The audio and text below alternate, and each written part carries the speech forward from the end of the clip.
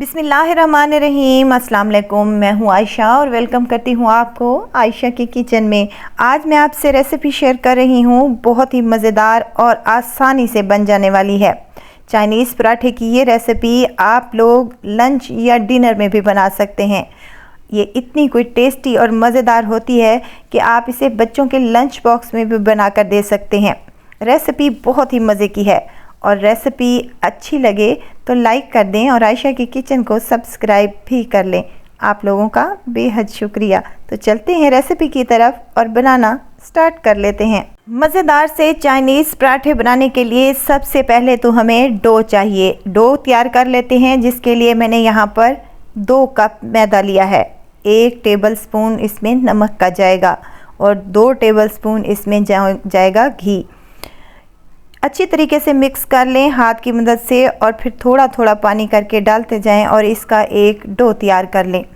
आटा हमारा थोड़ा सा हार्ड होना चाहिए। इसको जब हम रेस्ट पर रखेंगे तो ये थोड़ा सा नॉर्मल हो जाएगा, यानी कि थोड़ा सा पतला हो जाएगा।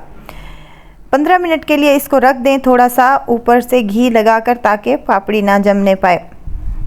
काउंटर पर ही छोड़ दें जब तक इसको रेस्ट आता है। हम अपनी फिलिंग तैयार कर लेते हैं मज़ेदार सी और चटपटी सी, जिसके लिए मैंने यहाँ पर 2 टेबलस्पून ऑयल एक कढ़ाई में शामिल किया है। 1/2 टेबलस्पून इसमें लहसुन का पेस्ट जाएगा।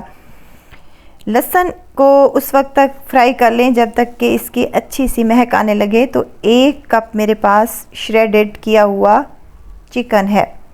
इसको मैंने सिंपल पानी में थोड़ा सा नमक डालकर बॉईल कर लिया था और श्रेड कर लिया था। इसको 1 से 2 मिनट तक अच्छे से फ्राई कर लें।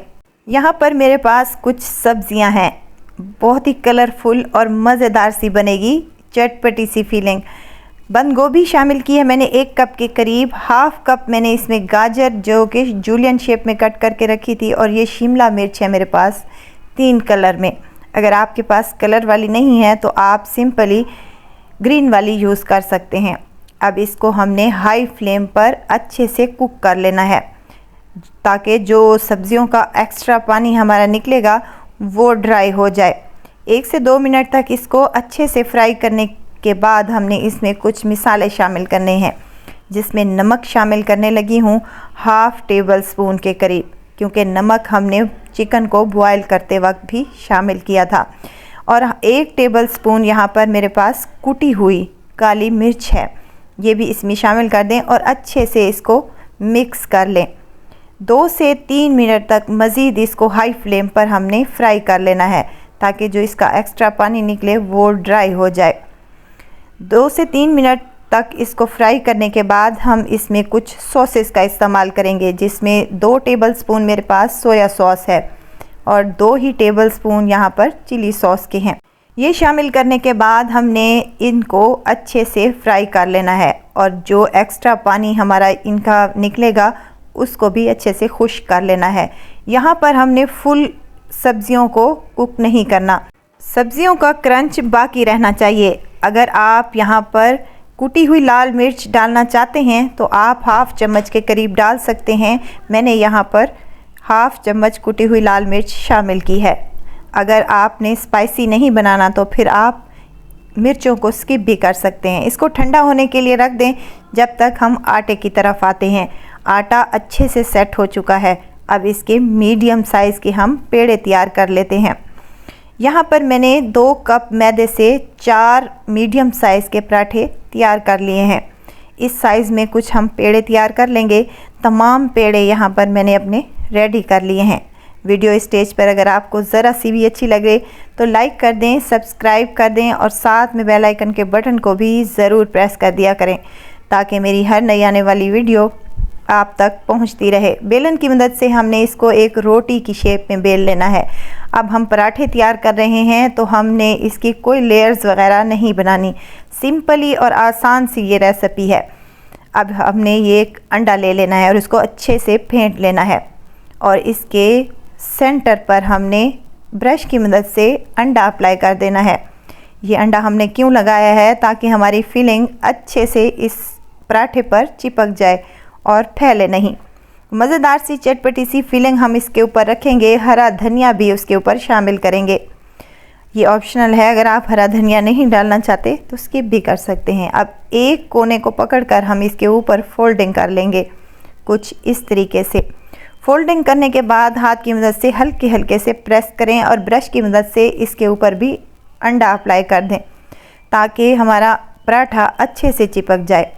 अब इसके कोने पकड़कर हमने इसको भी बंद कर देना है। मज़ेदार सा हमारा पराठा बनकर तैयार हो चुका है।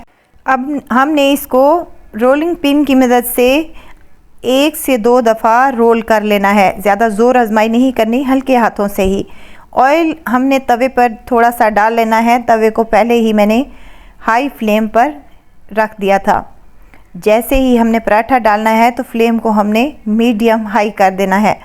लो फ्लेम पर हमने इसको अच्छे से कुक कर लेना है। एक साइड कच्चे पक्का हो जाए तो उसकी दूसरी साइड को चेंज करते हुए हमने यहाँ पर घी, मक्खन या फिर आप ऑयल भी लगा सकते हैं।